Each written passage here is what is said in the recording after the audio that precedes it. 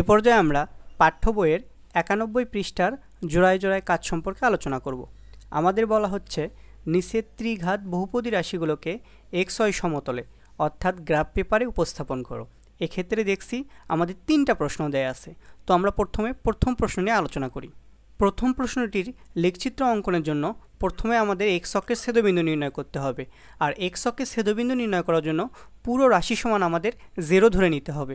অর্থাৎ আমাদের x³ - 4x² plus 2x plus 3 সমান 0 ধরে নিতে হবে। এরপর ক্যালকুলেটরের সাহায্যে যদি আমরা এই রাশিটি সমাধান করি, সেক্ষেত্রে আমরা x এর মান পাবো -0.618, 3, 1.618।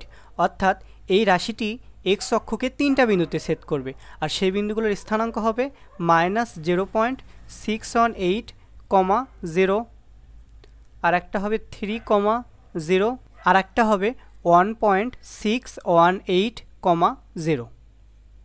অর্থাৎ আমাদের x অক্ষের ছেদবিন্দু পাবো আমরা এই 3টা। y অক্ষের ছেদবিন্দু নির্ণয় করার জন্য এই পুরো রাশি সমান আমরা y ধরে নেব। অর্থাৎ y সমান x³ - 4x² plus 2x plus 3 ধরে নেব। এরপর আমরা x এর মানগুলো শূন্য বসাবো। তো আমরা লিখতে পারি y সমান 0 - 4 গুণন 0 প্লাস 2 গুণন 0 প্লাস 3। অর্থাৎ আমরা পাচ্ছি y সমান 3। তো আমরা বলতে পারি এই রাশিটির লেখচিত্র y অক্ষকে একটা বিন্দুতে ছেদ করবে, আর সেই বিন্দুর স্থানাঙ্ক হবে 0,3। আশা করছি এক্ষেত্রে কোনো প্রবলেম নেই। এরপর আমরা রাশিটির চরম বিন্দু নির্ণয় করব। রাশিটিকে যদি আমরা ax³ plus bx² plus cx plus d এর সাথে তুলনা করি, সেক্ষেত্রে চরম বিন্দুতে 3ax² plus 2bx plus c সমান 0 ধরে নিয়ে আমরা যে x এর মানগুলো পাই, সেই মানগুলোই হচ্ছে চরম বিন্দুতে x এর মান। তো আমরা দেখছি আমাদের এখানে a এর মান হচ্ছে 1, আমাদের এখানে b এর মান হচ্ছে -4, আমাদের এখানে c এর মান হচ্ছে 2, আমাদের এখানে d এর মান হচ্ছে 3।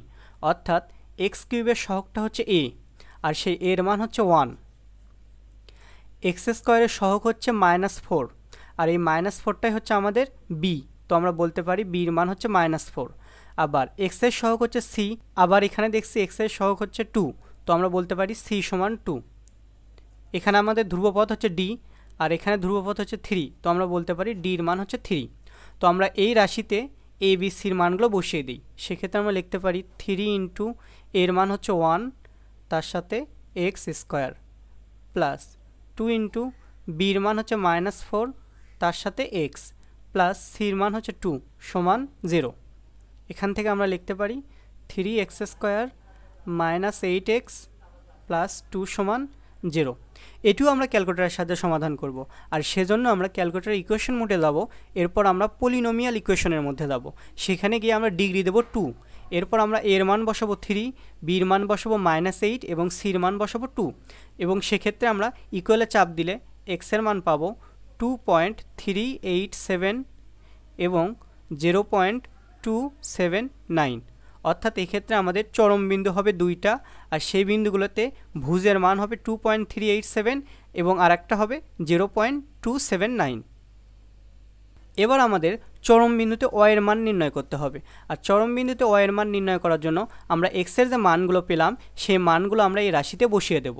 তো আমরা দেখেছিলাম আমরা x এর মান পেয়েছি 2.387 এবং আরেকটা পেয়েছি 0.279। তো আমরা যদি এই রাশিতে x সমান 2.387 বসিয়ে দিই, সেক্ষেত্রে y সমান আমরা পাবো, অর্থাৎ এই পুরো রাশিটার সমান আমরা y ধরে নেব। সেক্ষেত্রে x এর জায়গাগুলোতে এই মানগুলো বসাই। তো আমরা লিখতে পারি 2.387 পুরোটার ওপর কিউব -4 গুণন 2.387 তার উপর স্কোয়ার প্লাস 2 ইন্টু 2.387 আর লাস্টে আছে 3। আমরা যদি এটি সলভ করি, সেক্ষেত্রে আমরা পাচ্ছি -1.416। অর্থাৎ আমাদের চরম বিন্দুর স্থানাঙ্ক হবে 2.387, -1.416। এটা হবে আমাদের চরম বিন্দুর একটা স্থানাঙ্ক। আবার x সমান যদি আমরা 0.279 বসাই, সেক্ষেত্রে y সমান, এক্ষেত্রে আমরা y এর মান নির্ণয় করার জন্য এই রাশিতে x এর জায়গাগুলোতে 0.279 বসাবো। তো আমরা লিখতে পারি 0.279 পুরোটার ওপর কিউব -4 গুণন 0.279 তার উপর স্কোয়ার প্লাস 2 গুণন 0.279 আর লাস্টে আমাদের 3। এটি সলভ করলে আমরা পাচ্ছি 3.268, অর্থাৎ চরম বিন্দুর আর একটা স্থানাঙ্ক হবে 0.279, 3.268, অর্থাৎ এক্ষেত্রে আমাদের চরম বিন্দু হবে দুইটা, আর চরম বিন্দু দুইটার স্থানাঙ্ক হবে এটা একটা এবং আর একটা হবে এটা। আশা করছি এক্ষেত্রে কোনো প্রবলেম নেই। এরপর আমাদের কাজ হবে এক্স অক্ষের ছেদবিন্দু, অয় অক্ষের ছেদবিন্দু এবং চরম বিন্দুর মানগুলো লেখচিত্রে বসানো। আমরা দেখেছিলাম এক্স অক্ষের ছেদবিন্দু ছিল -0.618, আবার আরেকটা ছিল 3,0, আর একটা ছিল 1.618, তো আমরা এই মানগুলো বসাই। এক্ষেত্রে আমাদের এটি হচ্ছে 3,0, এটি হচ্ছে আমাদের 1.618,0 আর এটি হচ্ছে আমাদের 0.618,0, অর্থাৎ এক্ষেত্রে আমাদের এক্স অক্ষের ছেদবিন্দু আমরা তিনটা পেলাম। আবার অয় অক্ষের ছেদবিন্দু আমাদের ছিল 0,3, এক্ষেত্রে এই বিন্দুটি হচ্ছে আমাদের অয় অক্ষের ছেদবিন্দু। আবার চরম বিন্দুর স্থানাঙ্ক আমরা দেখেছিলাম 2.387, -1.416, এটা একটা, আর একটা ছিল 0.279, 3.268। এক্ষেত্রে আমাদের এই বিন্দুটি হচ্ছে 2.387 -1.416, অর্থাৎ এটি হচ্ছে আমাদের এফ বিন্দু আর এটি হচ্ছে আমাদের ই বিন্দু, অর্থাৎ এক্স অক্ষের ধনাত্মক দিকে আমাদের দিতে হবে 0.279 এবং অয় অক্ষের ধনাত্মক দিকে দিতে হবে 3.268। এক্ষেত্রে আমরা ই বিন্দুটা পাবো। তো এই ক্ষেত্রে আমাদের এ বি সি হচ্ছে এক্স অক্ষের ছেদবিন্দু, ডি হচ্ছে অয় অক্ষের ছেদবিন্দু, ই আর এফ হচ্ছে আমাদের চরম বিন্দু। আশা করছি এক্ষেত্রে কোনো প্রবলেম নেই। যেহেতু আমরা দেখেছিলাম আমাদের এর মান হচ্ছে 1 আর এই মান শূন্যের চেয়ে বড়, এক্ষেত্রে আমাদের লেখচিত্র এই নিচ থেকে উঠে উপর দিকে চলে যাবে। আমরা বিন্দু পেয়েছিলাম এটা একটা বিন্দু, এটা একটা বিন্দু, এটা একটা বিন্দু, এটা একটা বিন্দু, এটা একটা বিন্দু, এটা একটা বিন্দু। এক্ষেত্রে আমরা এই নিচ দিক থেকে লেখচিত্র অঙ্কন শুরু করব, এভাবে উপর দিক গিয়ে এইভাবে নিচে আবার নেমে আবার আমরা উপর দিকে যাব, অর্থাৎ এই যে লেখচিত্রটা পাবো এই লেখচিত্রটি হবে আমাদের x³ -4x² + 2x + 3 এর লেখচিত্র। আশা করছি এক্ষেত্রে কোনো প্রবলেম নেই। দ্বিতীয় প্রশ্নটির শুরুতে আমরা এক্স অক্ষের ছেদবিন্দু নির্ণয় করি, আর এক্স অক্ষের ছেদবিন্দু নির্ণয় করার জন্য পুরো রাশি সমান আমরা 0 ধরে নিব, অর্থাৎ আমরা লিখতে পারি x³ -3x + 1 = 0। ক্যালকুলেটরের সাহায্যে যদি এটি আমরা সলভ করি, সেক্ষেত্রে আমাদের ক্যালকুলেটর ইকুয়েশন মোডে যেতে হবে, এরপর আমাদের পলিনোমিয়ালের মধ্যে যেতে হবে, তারপর সেখানে আমরা ডিগ্রি দেব 3, এরপর আমরা এর মান বসাবো 1, বির মান বসাবো 0। কেন? কারণ এটিকে যদি আমরা ax³ + bx² + cx + d এর সাথে তুলনা করি, সেক্ষেত্রে আমরা লিখতে পারি 1 × x³ + 0 × x² + -3 × x + 1, অর্থাৎ এর মান হচ্ছে আমাদের 1, বির মান হচ্ছে আমাদের 0, সির মান হচ্ছে আমাদের -3, ডির মান হচ্ছে আমাদের 1।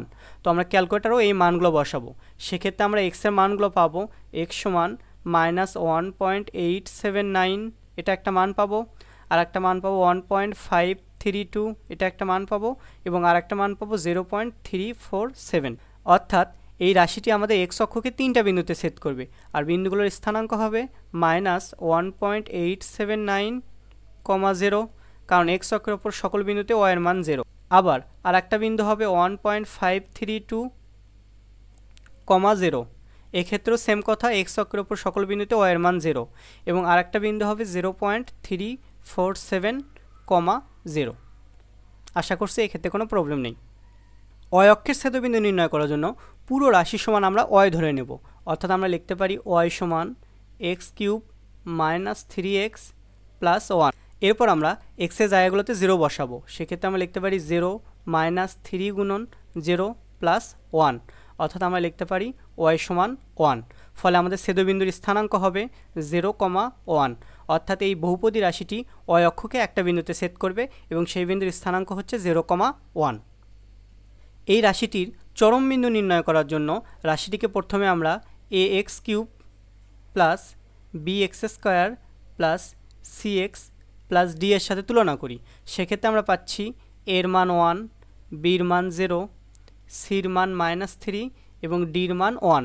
আর চরম বিন্দুতে x এর মান নির্ণয়ে আমাদের 3ax² plus 2bx plus c সমান 0 ধরে আমাদের x এর মান নির্ণয় করতে হয়। তো আমরা এই রাশিতে a b c এর মান বসাই। সেক্ষেত্রে আমরা পাচ্ছি 3 ইন্টু এর মান 1 ইন্টু x² প্লাস 2 ইন্টু বির মান 0 ইন্টু এক্স প্লাস সির মান হচ্ছে আমাদের -3 সমান আমরা লিখতে পারি 0। এখান থেকে আমরা লিখতে পারি 3x² প্লাস 0 -3 সমান 0। এখান থেকে আমরা লিখতে পারি 3x² -3 সমান 0। আমরা যদি এখান থেকে 3 কমন নেই সেক্ষেত্রে আমরা লিখতে পারি x² -1 সমান 0। তো দুই পাশে যদি আমরা 3 দ্বারা ভাগ করি সেক্ষেত্রে আমরা লিখতে পারি x² -1 সমান 0। এখান থেকে আমরা বলতে পারি x² -1 এর উপর স্কোয়ার সমান 0, অর্থাৎ আমরা বলতে পারি x + 1 আর একটা x - 1 সমান 0। এখানে মূলত আমরা a² - b² এর সূত্র ব্যবহার করেছি। এক্ষেত্রে আমরা দেখছি দুটি রাশির গুণফল 0। এক্ষেত্রে হয় প্রথম রাশিটি সমান 0 হবে অথবা দ্বিতীয় রাশি সমান 0 হবে, অর্থাৎ আমরা লিখতে পারি হয় x + 1 সমান 0, অর্থাৎ x এর মান আমরা পাবো -1, অথবা x - 1 সমান 0, অর্থাৎ x এর মান আমরা পাবো +1। অর্থাৎ চরম বিন্দুতে আমাদের x এর একটা স্থানাঙ্ক হবে -1 আর একটা স্থানাঙ্ক হবে +1, অর্থাৎ এই রাশিটির চরম বিন্দু হবে আমাদের দুইটা। চরম বিন্দুতে y এর মান নির্ণয় করার জন্য আমরা x এর যে মানগুলো পেলাম সেই মানগুলো এই রাশিতে বসিয়ে দেব।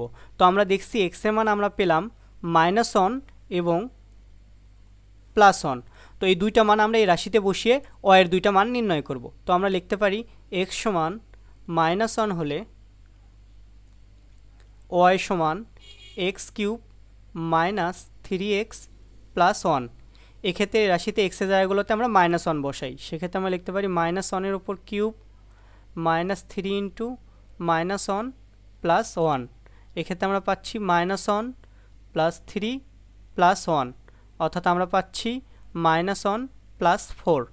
তো এখান থেকে আমরা লিখতে পারি +3, অর্থাৎ আমাদের চরম বিন্দুর স্থানাঙ্ক হবে -1,3। আবার x সমান যদি আমরা 1 বসাই সেক্ষেত্রে y সমান আমরা লিখতে পারি 1 এর উপর কিউব -3 ইন্টু 1 + 1।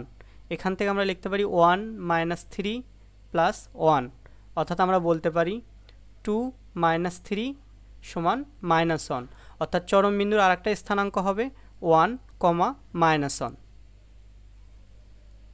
এরপর আমাদের কাজ হবে x অক্ষের ছেদবিন্দু, y অক্ষের ছেদবিন্দু এবং চরম বিন্দুর মানগুলো লেখচিত্রে উপস্থাপন করা। আমরা দেখেছিলাম x অক্ষের ছেদবিন্দু ছিল -1.879,0 আর একটা মান ছিল 1.532,0 এবং সর্বশেষ মানটি ছিল 0.347,0। এক্ষেত্রে আমরা দেখছি আমাদের a বিন্দু, আমাদের b বিন্দু আর c বিন্দু হচ্ছে x অক্ষের স্থানাঙ্ক। এক্ষেত্রে আমাদের a বিন্দুটি হচ্ছে আমাদের 1.532,0 আর b বিন্দুটি হচ্ছে 0.347,0 এবং c বিন্দুটি হচ্ছে -1.879,0। আবার y অক্ষের ছেদবিন্দু আমাদের ছিল 0,1, এটি হচ্ছে আমাদের এই d বিন্দুটি। চরম বিন্দুর স্থানাঙ্ক আমরা দেখেছিলাম একটা ছিল 1, -1 এবং আর একটা ছিল -1,3। তো আমাদের এক্ষেত্রে এই f বিন্দুটি হচ্ছে এই চরম বিন্দু এবং e বিন্দুটি হচ্ছে আমাদের এই চরম বিন্দু। তো আমাদের কাজ হবে এই বিন্দুগুলোকে লেখচিত্রে উপস্থাপন করা। এরপর আমরা দেখব আমাদের এর মানটা কেমন ছিল। আমরা দেখছি এই রাশিতে এর মান হচ্ছে 1 আর এই 1 হচ্ছে 0 চেয়ে বড়, ফলে লেখচিত্র নিচ দিক থেকে উঠে উপর দিকে যাবে। তো এই ক্ষেত্রে আমরা নিচ দিক থেকে গ্রাফ অঙ্কন করা শুরু করব এবং এই বিন্দুগুলো অতিক্রম করে আবার আমাদের লেখচিত্রটা উপর দিকে পাস করব। ফলে এটি হবে আমাদের x³ - 3x + 1 এর লেখচিত্র। আশা করছি এক্ষেত্রে কোনো প্রবলেম নেই। তৃতীয় প্রশ্নে আমাদের দেয়া আছে এক্স কিউব। তো আমাদের যদি শুধু এক্স কিউব দেওয়া থাকে সেক্ষেত্রে আমাদের লেখচিত্রটা হবে এই রকম, অর্থাৎ এক্স কিউব দেওয়া থাকলে আমাদের লেখচিত্রটাই নিচ দিক থেকে উঠবে, মূল বিন্দু হয়ে ওপর দিকে চলে যাবে। অনুরূপভাবে আমাদের যদি মাইনাস এক্স কিউবের লেখচিত্র অঙ্কন করতে বলা হয় সেক্ষেত্রে লেখচিত্রটি উপর দিক থেকে আসবে এবং মূল বিন্দু হয়ে নিচ দিকে নেমে যাবে। অর্থাৎ আমরা বলতে পারি এক্স কিউবের ক্ষেত্রে লেখচিত্রটা আমার নিচ দিক থেকে উঠবে, মূল বিন্দু হয়ে উপর দিকে যাবে, এবং মাইনাস এক্স কিউবের ক্ষেত্রে লেখচিত্র আমাদের উপর দিক থেকে আসবে, মূল বিন্দু হয়ে আমাদের নিচের দিকে নামবে। এভাবে আমরা এই এক্স কিউবের লেখচিত্র অঙ্কন করতে পারি। আশা করছি এই ক্ষেত্রে কোনো প্রবলেম নেই।